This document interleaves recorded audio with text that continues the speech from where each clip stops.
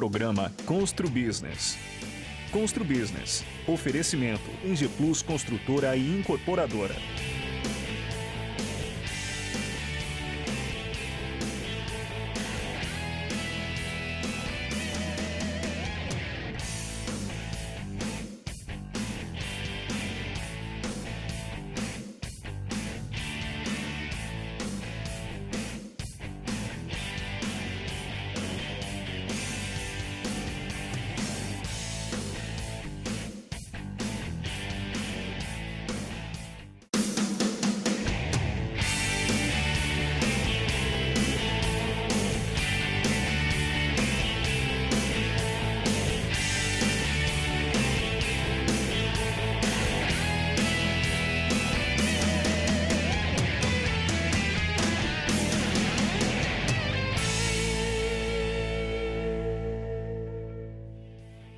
Olá, estamos começando mais um programa Constru Business.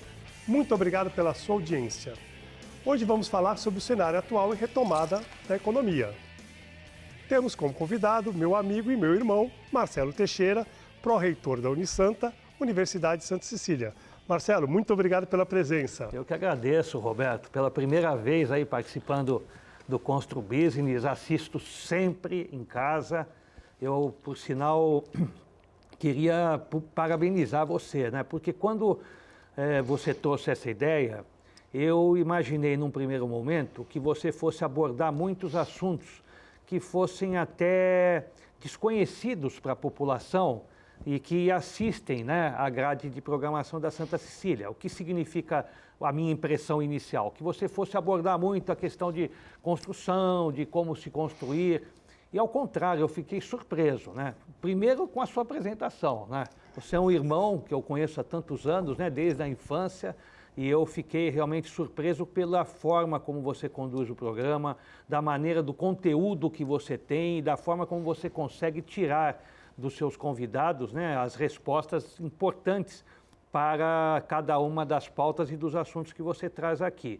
E, ao mesmo tempo, você diversificou de uma maneira os convidados com os temas, as áreas que estão sempre sendo discutidas, abordadas. Então, é um programa de muito conteúdo, é um programa que acrescentou bastante na grade, é uma aceitação que a gente tem, um sucesso, e fiquei realmente feliz de ter um programa deste tipo, nesse estilo, que ele não se resume apenas a dizer a respeito de construção. Você dá oportunidades também para as empresas, para as entidades aqui da nossa região. Você realmente ampliou, traz muitos convidados importantes, né?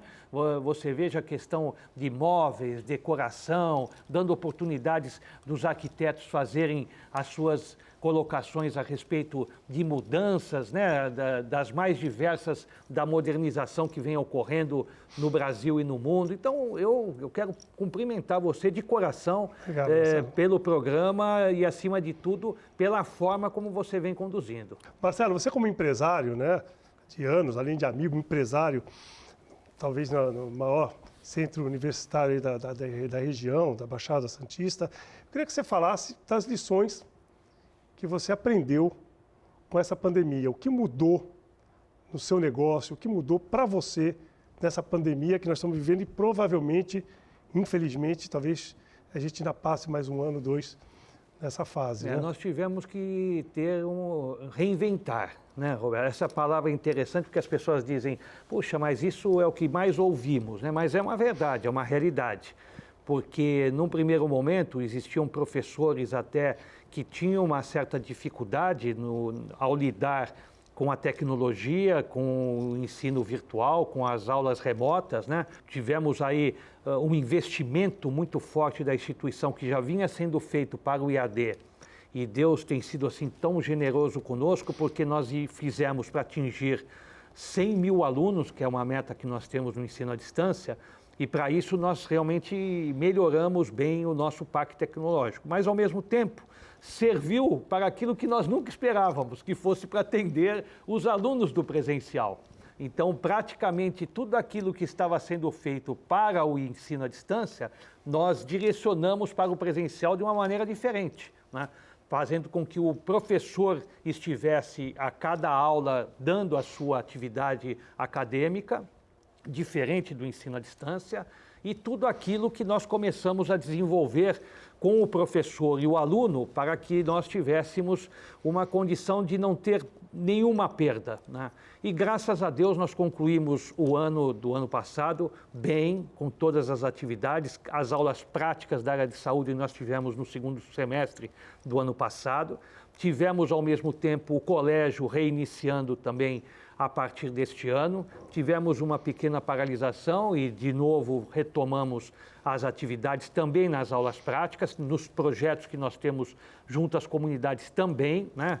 Um exemplo, ambulatório pós-Covid, né? Que é uma iniciativa da Caroline, né? Da minha filha, junto com todos os professores aí da área da saúde, e uma importante iniciativa para que a gente conseguisse atender, né, a essa população que tem dos mais diversos problemas, não só de saúde mental, psicológico, né? Então nós fizemos realmente uma série de iniciativas e acho que o que ficou de lição, Roberto, é que hoje o ensino obrigatoriamente continuará sendo híbrido. Não há como você retomar, mesmo com as aulas presenciais, os professores que até tinham uma certa dificuldade ou até resistência a esse tipo de aula, hoje não tem mais. Hoje já notaram que você pode ter um complemento das atividades de salas de aula, de laboratórios, através das aulas remotas. Então, isso é uma maneira importante que as instituições têm. Nós realmente não só preparamos em termos de plataformas, mas também de equipamentos. E, óbvio, nada substitui a aula presencial, nada. Óbvio, isso continuará sendo sempre importantíssimo, o professor em sala de aula, até por causa da sociabilização de todos os alunos, né? Importantíssimo esse contato e esse convívio, principalmente do colégio, né? Crianças de ensino infantil, é impossível você dar uma aula virtual remota, né? Então, há necessidade, de fato, de aulas presenciais. Com referência já ao ensino médio e graduação, pós-graduação, mestrado, doutorado, eu acho que haverá sempre uma mescla entre as atividades, quer elas presenciais e as aulas remotas. E que tipo de equipamento você usa para o professor poder transmitir essa aula para centenas de pessoas? E outra coisa, e caso volte, você falou que talvez seja um sistema híbrido e tal, caso volte, o que vai ser feito com esses equipamentos? Isso é importante, Roberto. Hoje em dia, nós temos duas atividades sendo ministradas de forma remota. É o professor na sua casa, né, na sua própria residência, como hoje nós temos os juízes e outras atividades que estão sendo desenvolvidas home office, né? Que é uma outra virtude, vantagem hoje. Você vê o judiciário hoje numa velocidade, numa rapidez, o conforto do juiz em casa, não precisa se deslocar para os locais e com isso você tem uma agilidade em termos de decisão, assim como as aulas acontecem também. Muitas vezes você poderia ter dificuldades dos alunos de estarem se transferindo de Bertioga, Mongaguá, Guarujá, enfim, das cidades aqui da região metropolitana, e eles em casa, eles têm um conforto e até uma participação maior nas atividades acadêmicas do que às vezes eles tivessem com as suas dificuldades do dia a dia presencial. Principalmente na frequência, né? Sem dúvida. E nós temos os professores que estão ministrando as atividades também aqui no campus, nas clínicas, nos laboratórios, nas próprias salas de aula, utilizando através dos nossos recursos. Como eu disse, nós temos os laptops, alguns deles nós emprestamos aos professores, disponibilizamos a eles para que eles pudessem ministrarem as suas atividades, as suas aulas. Igualmente, nós convidamos alguns alunos para que esses alunos pudessem, de forma regrada, controlada, com todo tipo de rigor e disciplina de distanciamento, higienização, estarem presentes no campus, porque você sabe que os alunos também possuem suas dificuldades de sinal, de telefone. Isso que eu ia perguntar, Marcelo, só para não querer interromper, mas já interrompendo. Por exemplo, esses professores que às vezes não têm uma internet profissional, dizemos assim, como é que faz? A universidade ajuda ele a montar uma internet poderosa para poder não ter aquela queda? Professores e alunos, e alunos. Não basta você apenas exigir. você precisa disponibilizar também. No caso de alunos, nós mantivemos contatos com operadoras, mantivemos contatos com os responsáveis no que refere a sinais e para que pudéssemos melhorar, né, e ver de que maneira essa expansão chegariam aos bairros, aos locais das mais diversas cidades. Mas até isso ocorrer, nós convidamos esses alunos, os alunos ministraram as suas aulas aqui no campus. Vieram nos nossos laboratórios de informática, todos eles com distanciamento, como comentei há pouco, e tiveram as suas aulas, porque não poderiam ficar sem as atividades, por causa exatamente das dificuldades normais que os mais diversos tinham, né? Não só sinais, como aparelhos, enfim, né? Então, assistiram às aulas aqui no campus, e com isso não tiveram tantas perdas com referência a todas as suas atividades. Muito bom. Vamos para o nosso intervalo, logo estaremos de volta.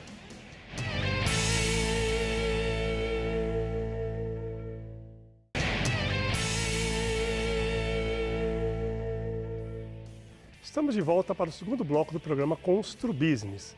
Hoje estamos falando sobre o cenário atual e retomada na economia. Nosso convidado, Marcelo Teixeira, pró-reitor da Unisanta, Universidade Santa Cecília. Marcelo, a tecnologia foi imprescindível para a educação nesse período? É imprescindível, Roberto, nas mais diversas atividades, não poderia ser diferente no ensino. Nós já dispunhamos dessas ferramentas também no dia a dia antes da pandemia.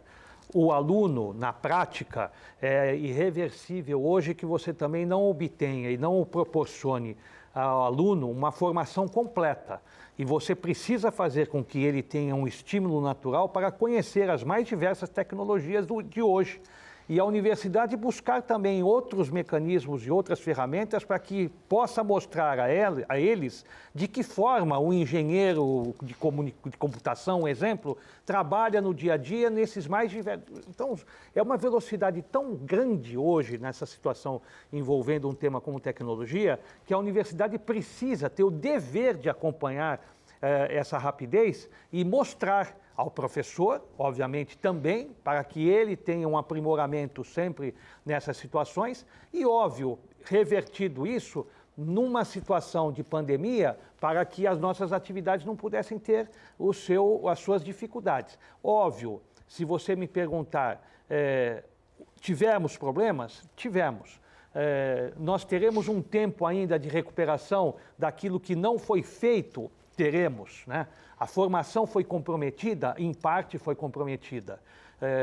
E de que forma recuperar isso? Nós precisamos fazer com que as atividades sejam reprogramadas para que este aluno não consiga sair da universidade, dos bancos escolares, sem a mínima condição da excelência e da qualidade de ministrar a sua atividade profissional. Isso é fundamental e até estender um pouco mais o próprio período, né, de atividade ou até de formação do aluno, propiciando com que ele permaneça na instituição e ele conclua de uma forma correta o seu curso. Nesse momento, salvar vidas é prioridade, eu entendo perfeitamente. Eu penso como deve ser difícil esse ensino à distância, por exemplo, de arquitetura, fisioterapia, odontologia, que lida com os alunos, mas o que vai fazer? É uma realidade que a gente tem que entender que isso não só no Brasil, como no mundo inteiro está acontecendo. Deve ser muito difícil, por exemplo, esses cursos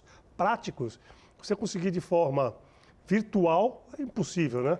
Fazer com que isso funcione, né? Sem dúvida, Roberto. A universidade, como colégio, naquele momento de março do ano passado, se antecipou. Quando todos ainda diziam, não, vamos estudar, vamos adiar o recesso, a paralisação, nós já antecipamos e paralisamos as atividades. Fizemos com que os alunos permanecessem com os professores em suas casas. Foi a primeira instituição de ensino na região, talvez até uma das primeiras no Brasil, a tomar essa iniciativa, diante daquilo que nós entendemos como básico, como fundamental, que é a vida, né? Quando já imaginávamos, e pelas orientações que dispunhamos dos profissionais da saúde, nós já tomamos essa decisão antecipada e correta. Assim como também nós nos antecipamos a estruturar todo o complexo para que nós continuássemos atividades como aqui, na TV, né? Inadmissível dizer que você tem a obrigação de colocar jornalistas e repórteres para dar a informação sem uma infraestrutura correta. Então, mobilizamos funcionários para higienização, distanciamento, tudo, enfim, que era necessário, tomamos as atitudes para que isso acontecesse, para que todos os profissionais tivessem conforto e garantia, para que não tivessem uma contaminação através do seu trabalho.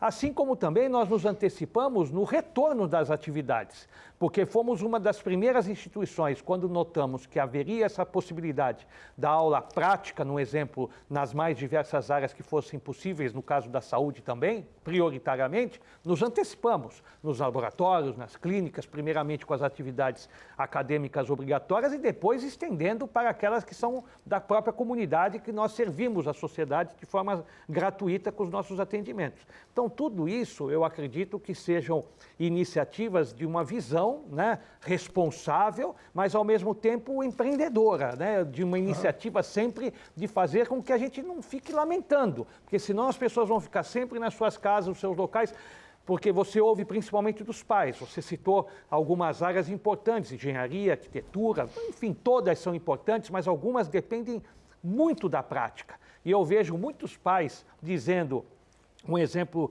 na área da graduação, puxa, eu preciso ficar em casa, doutor Marcelo, o senhor não imagina a motivação que eu dou, o incentivo que eu dou para o meu filho, fala, papai, eu vou parar um pouco, eu vou retornar depois que eu puder ir para a escola, para mim poder conviver com os meus amigos. E você imagina nas crianças do colégio, né? Quando nós retomamos, Roberto, uma experiência importante, você deve lembrar, como algumas dos nossos coleguinhas do pré, do primeiro ano, segundo ano, aquela coisa da mãe vir à escola, aí a criança fica chorando, né? Não quer... E agora, mais grave, porque até então a mãe não praticava na sua casa a atividade acadêmica. Hoje, ela teve a mãe, o pai, a irmã, o irmãozinho, ele em casa substitui quase que o professor, porque o professor fica de um lado da tela e quem faz o exercício e quem faz tudo do outro lado é a mãe, é o pai. Então, essa relação ficou tão mais forte do que antigamente, que quando a mãe veio veio entregar a criança para nós aqui na escola, a criança falava com a professora, mas mamãe, por que você não pode continuar dando aula em casa, né? Tá tão gostoso, a professora lá e você aqui. Então, isso é muito difícil para uma criança entender, né? Todo esse que mais tipo... sofre. Cada hora nós passamos por um momento, né? Então, fase vermelha, amarela, lockdown, aí agora de novo está aumentando os casos. Quer dizer, quando é impossível fazer um planejamento, porque a gente corre o risco da terceira onda, de cada semana, cada mês uma cor diferente.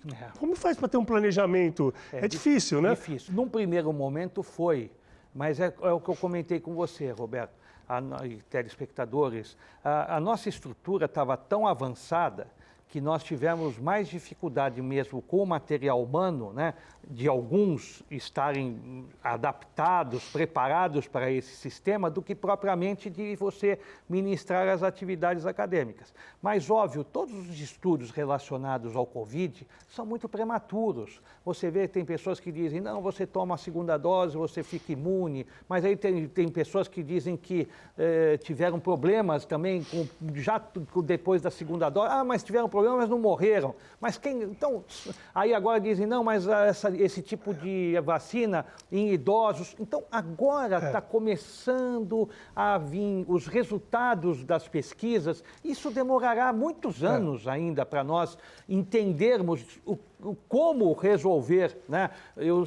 Comparativamente, você vê quanto tempo nós tivemos no tratamento do câncer, na cura, e alguns nem hoje ainda conseguimos curar. É verdade. Né? Então, tudo isso demanda, né, uma série de tempo, de períodos, né? E isso afeta não só a atividade, mas principalmente a economia, né? Que é o tema, né? Como você comentou, do programa também de hoje, né? Imagine esses reflexos nos países de primeiro mundo, né? Então, tudo isso nós sentiremos um reflexo, né, natural.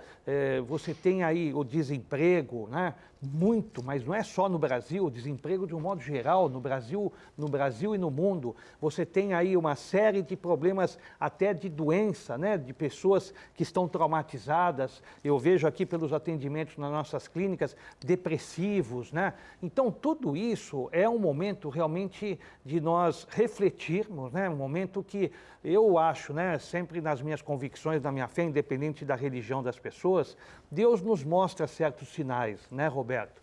Para que a gente consiga amadurecer, mudar, né, os nossos costumes. O mundo era um mundo realmente de muita liberdade, né? Era um mundo diferente, né, dos nossos costumes, da nossa educação. E quando às vezes você comentava isso com as crianças, com até jovens, mas até mesmo crianças pequenas, você via que tudo podia. Não, é diferente. Tio, é diferente do que você vivia do mundo de hoje. Não pode ser o amor, a fraternidade, a solidariedade, o bem ao próximo, o respeito, né, ao cidadão. Você vê que havia aí um mundo desregrado, né? Eu acho que tudo isso faz. Tomara, mas aí a gente toma. E as pessoas, ao invés de ficarem em casa, tomarem atitudes, quando praticamente vem uma liberação, fazem tudo ao contrário, né? Então, esse é o problema, né? Esse é o problema, né? A conscientização das pessoas. Bom, vamos para o nosso intervalo, logo estaremos de volta.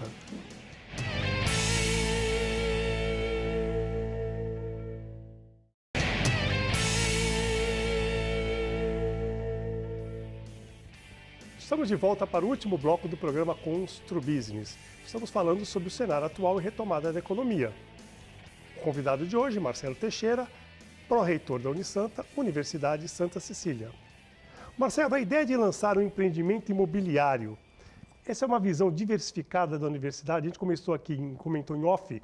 Queria que você explicasse desse empreendimento e por que a universidade resolveu investir agora, também diversificar a sua atividade num prédio residencial lindíssimo, perto aqui da universidade, né? Verdade, Roberto. Aproveitando aí a audiência e a questão do Constru Business, né? Nós temos áreas aqui na área do Boqueirão, principalmente, né?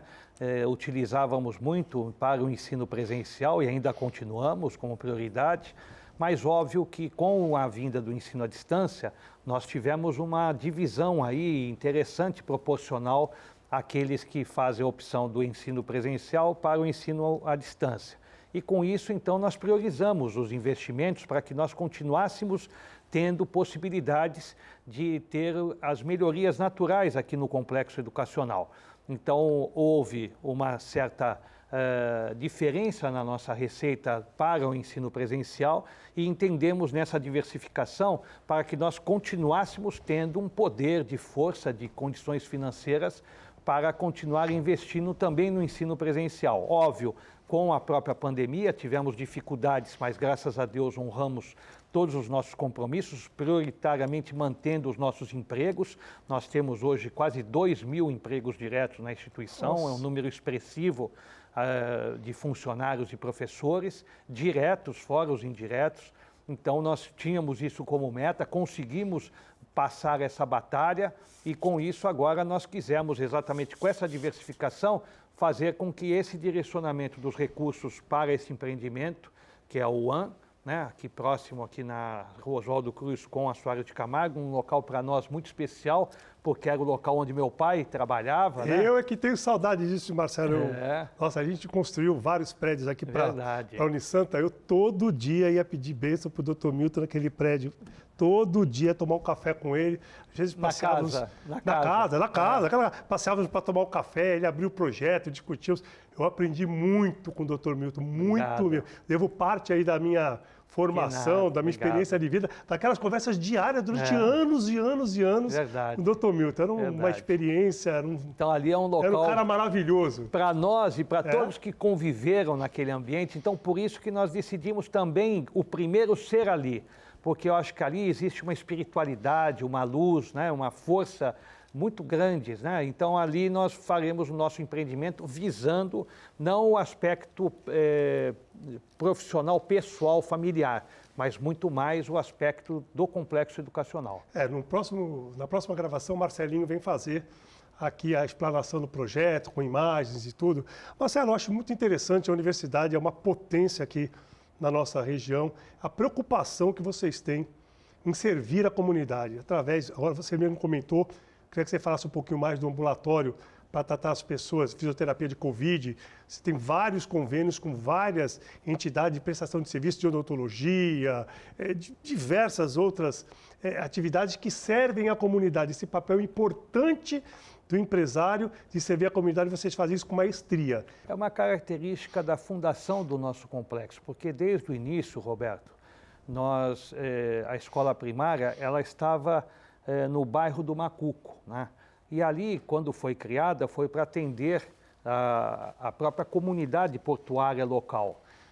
E dali houve essa inspiração para continuar sempre fazendo um atendimento. Quando criamos a área da engenharia, um exemplo, né, foi criada para atender o avanço, né, das indústrias petroquímicas de Cubatão, que não tinham profissionais na região e no Brasil em condições, e nós expandimos não só para Cubatão, foi para o ABCD, foi para a capital e para o mundo afora. Então hoje você vai fazer uma recuperação da estrutura do prédio da Polícia Civil, recorrem à universidade, à área da engenharia, ao nosso setor de estágios, né, na qual o Diogo, a Juliana, tivemos o orgulho, né, dos seus filhos serem formados aqui e hoje estarem liderando, né, a ENG Plus e tantos outros. E bonito é exatamente essa experiência da prática, né? Porque eu vi a Juliana, uma mulher, eu vi o Diogo, um jovem, indo, né, ao local da obra, conversando com os peões. Então é algo diferente, né? Porque às vezes se destaca muito essa área da saúde, que é natural, é normal e deve ser, porque a gente tem modelos aqui de tratamentos de amputados, que são referências no Brasil, não é uma referência local, diante de tudo que foi estudado e feito, né? Como você citou, atividades de odontologia, nós vamos com o nosso trailer à comunidade, né? Não só nós atendemos nas clínicas, mas nós vamos às comunidades mais carentes, às entidades, como você colocou, benemerentes da nossa... Então, é um trabalho realmente muito bonito, que passa a prática no sentido de você desabrochar do aluno e, obviamente, do professor também, motivá-lo, para que ele note que, além da teoria, além deles estarem vendo a parte técnica, há a questão humana, né? Deles poderem fazerem aquilo que seja de melhor ao próximo. Eu acho que essa é a grande formação que a instituição dá, não só na questão da formação acadêmica, mas a questão também humana e espiritual de cada um deles, que são os sicilianos, por isso que dizem de terem o orgulho de serem do Santa e de notarem que aqui existe algo que é realmente diferente. Eu acho que o diferencial é nós estarmos sempre atendendo ao próximo. Agradecer mais uma vez, já agradeci tantas vezes o Marcelo e a família toda por praticamente me deram um grande impulso, me deram esse impulso fundamental no começo da ENG Plus, né? E hoje o nosso sucesso a gente deve muito a eles e é isso aí, Marcelo, muito obrigado. Parabéns, e se Deus Roberto. quiser, você vai voltar aqui no programa para falar de vários outros assuntos. Eu queria falar um pouquinho do Santos, não falamos. A gente fica emocionado porque a gente tem uma ligação, né, de criança desde a infância, né? Então a gente tem trajetórias algumas que a gente só pode contar num barzinho, tomando uma cervejinha, que são lembranças realmente muito gostosas, né? De uma amizade, né? Que para nós, você sabe, você, sua família, seus pais, suas irmãs, todos, vocês para nós são verdadeiros irmãos, vocês fazem parte da nossa família. E vice-versa. Chegamos ao final do nosso programa. Marcelo, de coração, meu irmão, obrigado pela presença, obrigado pela audiência dos nossos telespectadores. E dizer que na próxima semana estaremos de volta, se Deus quiser. Grande abraço e até lá.